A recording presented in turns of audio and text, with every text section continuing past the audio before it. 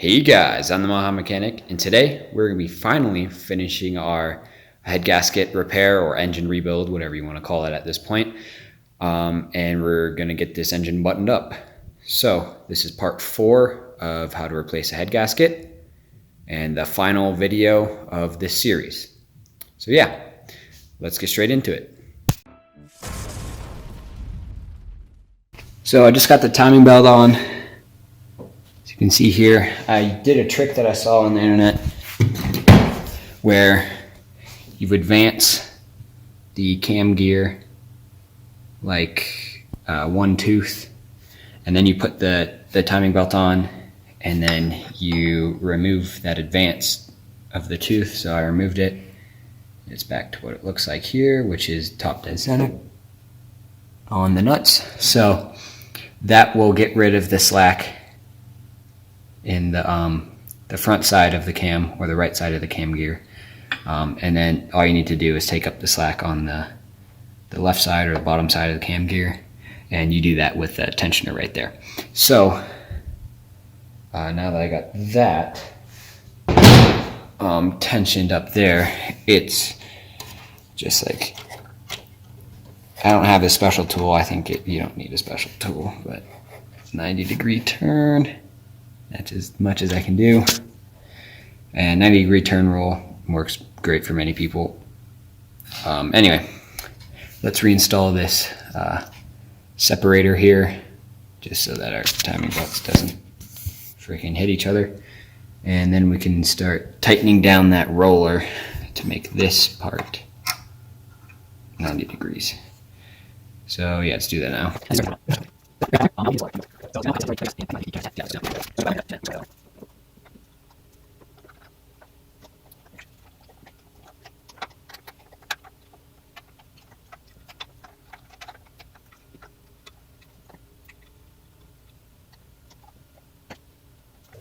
Now that we've got our timing belt on, it's time for our balance shaft. So we can get our balance shaft thingamabob,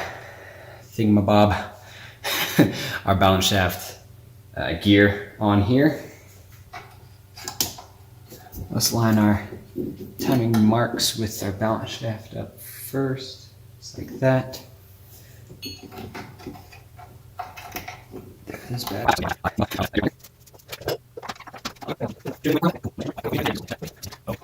Alright, so this belt was most definitely the trickiest one to get the timing marks lined up.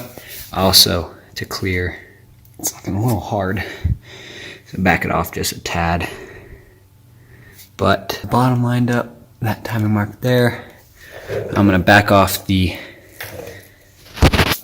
tensioner just a tad, and then install the idler. Alright, I adjusted the tension on the balance shaft just a tad.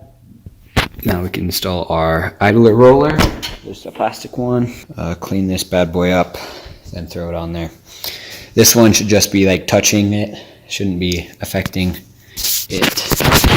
Just like this timing belt one, should just be touching it.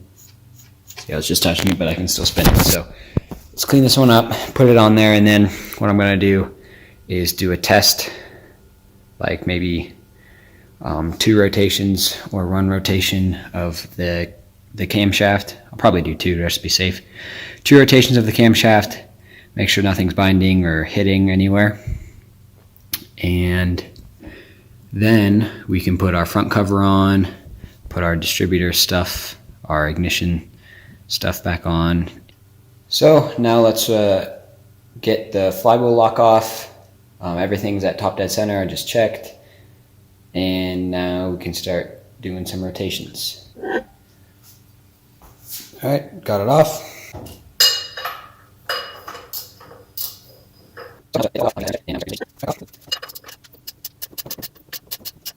And that felt pretty smooth. All our alignment marks are matched up. I call that a success. Alright, now I can put the front cover back on it. So throw this one on there first, with a big circle on it, goes around. So I'm going to get my ignition system up to code. before I put the other front cover on, because it looks like there's an overlap of some sort. So I'm just going to get that all put together, and then I'll put the cover on. So now we can reinstall our starter motor, as you can see here. But before we can do that, I need to re-terminal the ground wire for it, because to get it off, I actually had to cut the terminal, or cut the connector off, because someone stripped ever-living heck out of the stud here. I was able to grind one of the nuts off, and at the bottom you can see, like on this one right here, how there's two nuts, one at the top, one at the bottom. I'm using the bottommost nut, just to tighten it down. I'm going to tighten it down onto these threads, which are actually still good. So anyway, yeah, let's get to re-terminaling. Let's put another connector on there.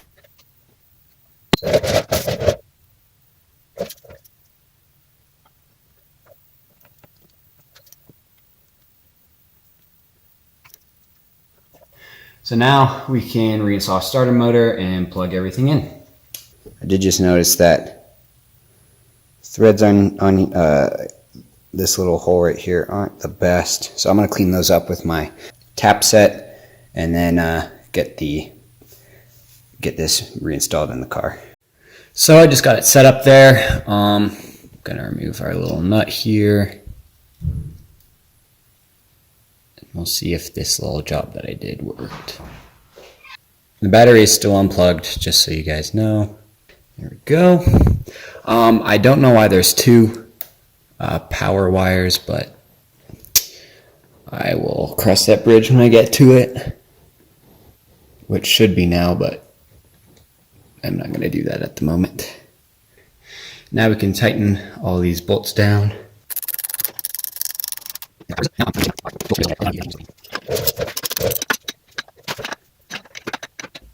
So there you have it. I got the starter, everything torqued back down. I couldn't really get wrenches on here. I don't know how I got it off the first time, but I don't remember how I did. But I was able to find a 19 millimeter wrench to get on there. So yeah, that's done, and now we can continue rebuilding the upper end.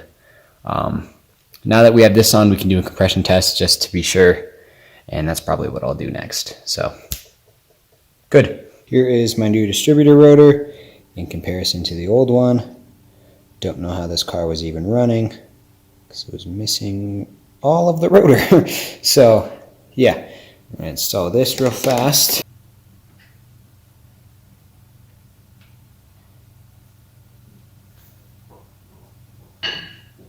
Place this little tiny set screw. This set screw is a 3 millimeter. It's good, not too tight. And then you can put the front cover on.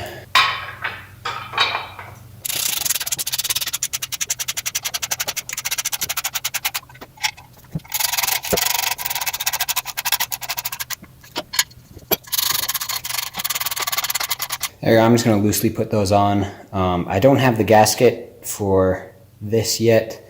I didn't know I needed a gasket until now, but I'm going to have to order that gasket real quick. So I just got the gasket in for the distributor cap. I'm going to reinstall my dust cap here, a little tiny thing. It's kind of cracked. It's a little messed up, but when I put it on there, I'll just put a little bead of like super glue right here and on the other side too, and just so that that doesn't come loose. So yeah, let's get that installed.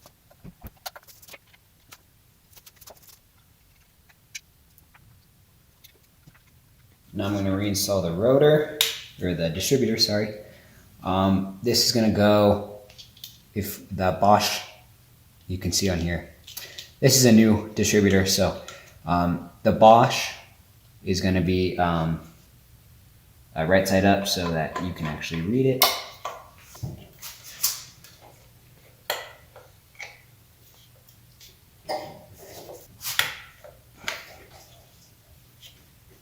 There we go. It's on there nice and good. So now that that's done, next step is to put on our intake manifold, get our fuel rail on, and that'll be good. Speaking of fuel rail, I just got my injectors back from Witch Hunter Performance. I'll leave a link to them down in the description. They did an awesome job. They found one of mine was leaking externally, so this one's bad. They also just happen to have another injector on hand, which was also really nice because I was able to buy a new injector. Let's see which one it is. This one is from BMW, but it has same flow and everything. As you guys can see here, here's the flow chart. They did all these tests, leak test, spray pattern, static flow, pulsed flow, and those all did tests. Besides this one they already did tests on it. But they're all flow tested. They rebuilt the O-rings, the filters, and the caps. This washer too. So this is what they used to look like. This is what they look like now, just with the new caps and O-rings and stuff. So that's nice. When we install these to the fuel rail, we're going to be putting a light coat of oil, motor oil, on the O-rings. Clean motor oil. They specifically said that, not used motor oil. And yeah, so I got them all on here. Right now I'm just reinstalling the little clips that keep them on. Here we go. So now we got all our clips in, all our injectors in. We can reinstall our fuel rail. But first, actually, we have to put on our intake manifold, because the fuel injectors go into the intake manifold itself with these O-rings here, the top ones. So we're gonna have to lube those up with some motor oil and then throw them in there. I will put on the gaskets here and tighten down our intake manifold. I've waited to run the fuel lines just because I can route them on top if I need to, but I would rather have them going under. But we'll see. So these are pretty simple. They can only go on one way.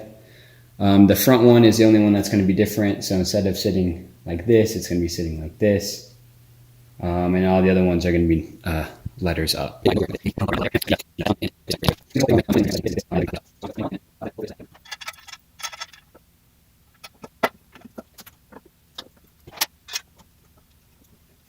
So we can go ahead and torque these down to 15 foot-pounds. And there we go. Now we got our intake manifold on. Before we put our throttle body and stuff on, I'm going to route the fuel lines, see if I can route those in a nice location. And then I will throw our throttle body on and put the new O-ring for the throttle body that we got in the Victor Rines kit.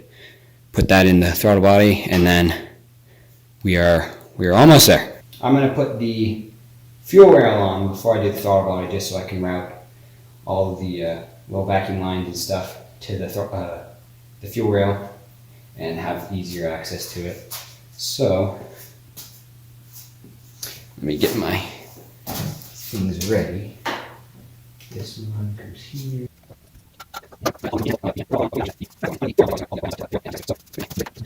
Alright, so I'm just going to have to reroute my main fuel hose.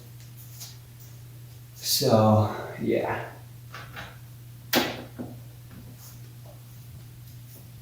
So I got that line hooked up. Make sure to put some oil on the O-rings of the fuel injectors before you put them back in.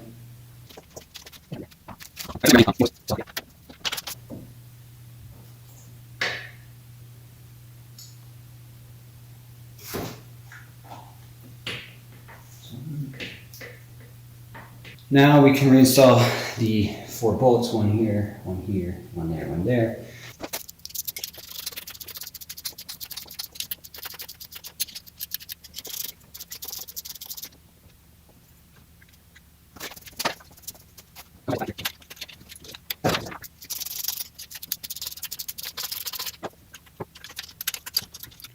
So I got a nice set of NGK spark plugs. I pre-gapped them to, I think, 0.023 inches. Always pre-gap them to the smallest interval. Always make sure they're on the bottom of that interval because they do expand after time. The gap will open up. So anyway, let's get these bad boys installed. So throw them in the spark plug socket. Down into the hole.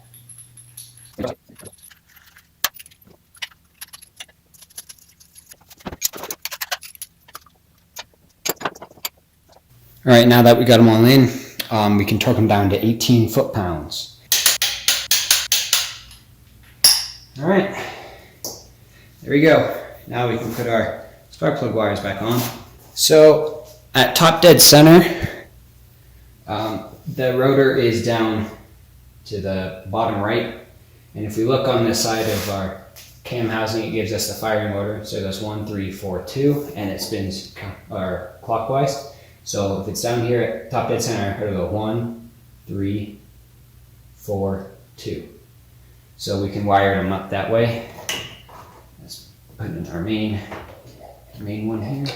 Also, you should always take a picture or a video, in my case, before you take them off, just to be sure you know where they're going. You know what, before I put these on, I'm gonna wash them. They're pretty greasy. I don't want my engine bay looking grosser because I have that on there. I want it to look nice, so I'll be right back. All right, so I got all my plug wires cleaned up, look really nice.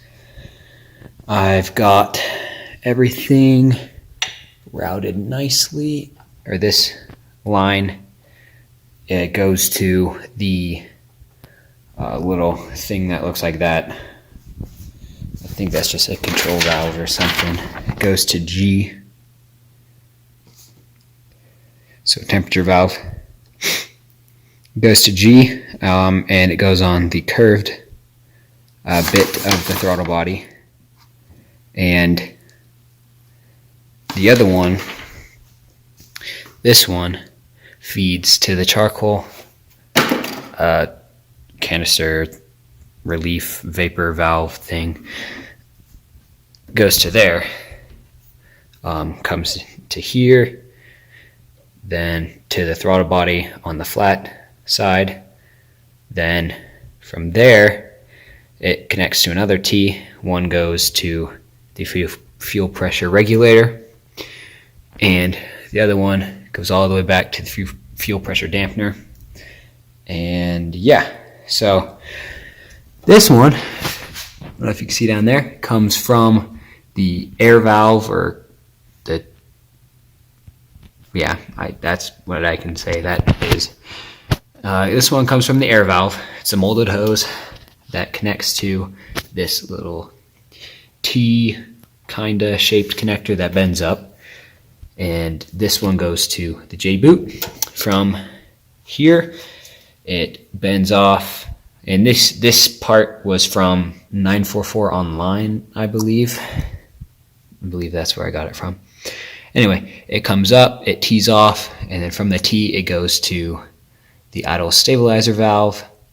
And then from the idle stabilizer valve, it goes to that little J that I was talking about before. It goes to the part. So if this is the J, it goes to the part where my knuckle is, that sticks out the side.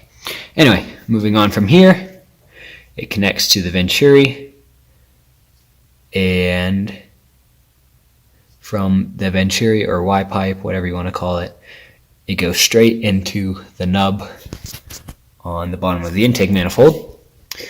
And the Y, or the split here, goes all the way under and connecting to the brake booster, the bigger connector there. So that's those. This one right here, connected to this 90 degree with a thing in the middle, comes from the air oil separator. Yeah, there you go. That's a hose for the air oil separator, or the crankcase vent. Comes under and then connects to this 90 degree with a thing in the middle. And from this 90 degree, it will plug in. This will go to the J-boot on the side connector of the J-boot. And then that middle one I have routed underneath behind the brake booster. And this one comes up and goes right here.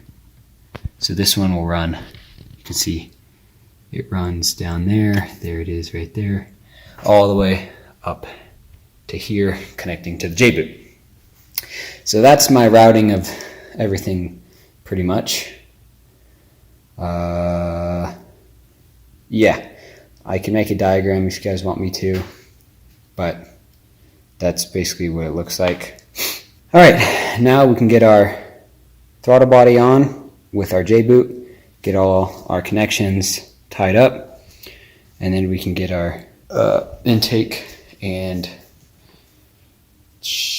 airflow meter and whatever installed. So let's do that now. So when we put the throttle body on there, this will go over the throttle body and connect to this. There will be a screw that goes through there. So I'm going to get it out of the way to begin with. Oh, I almost forgot. We have a seal to put on this recess here. So let's do that now. It's in the Victor Reinz kit. I'm going to put a little oil on it and just plop it in there.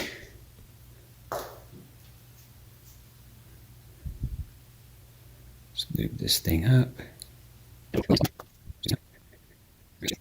And now we're not going to have any vacuum leaks. Hopefully. We shouldn't. I replaced it with all new tubing. Get this one in, or I should get the bottom one in first.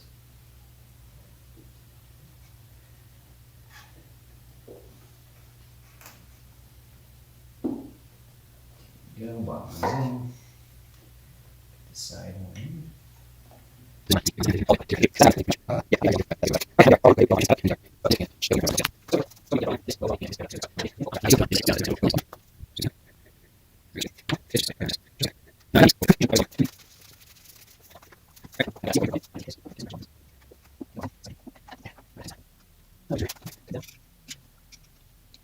All right, so I got that mounted up.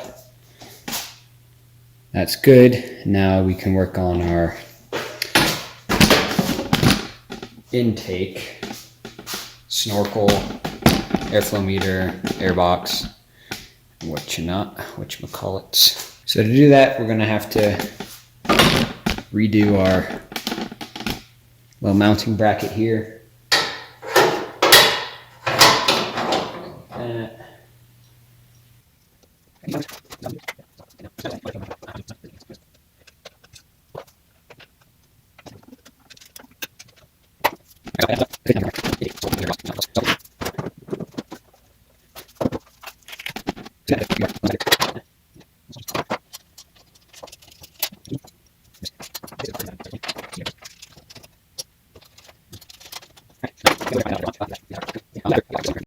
So now we can throw our air filter in there. Here's the air filter I'm using. Man filter, there's the code. Now we can put the airbox and the snorkel on. All right, so now you're gonna wanna take your top of the airbox and the snorkel, shove it in the hole that is in the side of the fender, and then plop our airbox on.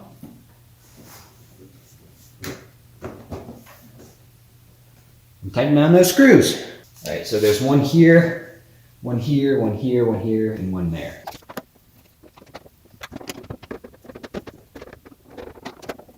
Yeah, I think this is a long enough screwdriver. I don't know why they designed it this way, but they did.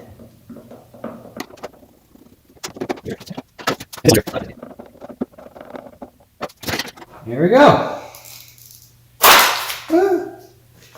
There is our head gasket removal. Swap to naturally aspirated intake manifold and throttle body. Unfortunately, I can't show you guys how to do this yet, just because I have the wrong cable. They put the turbo cable on there because they had the turbo manifold and throttle body, and that one's actually shorter than the naturally aspirated one. Don't forget to plug your injectors in. That might help.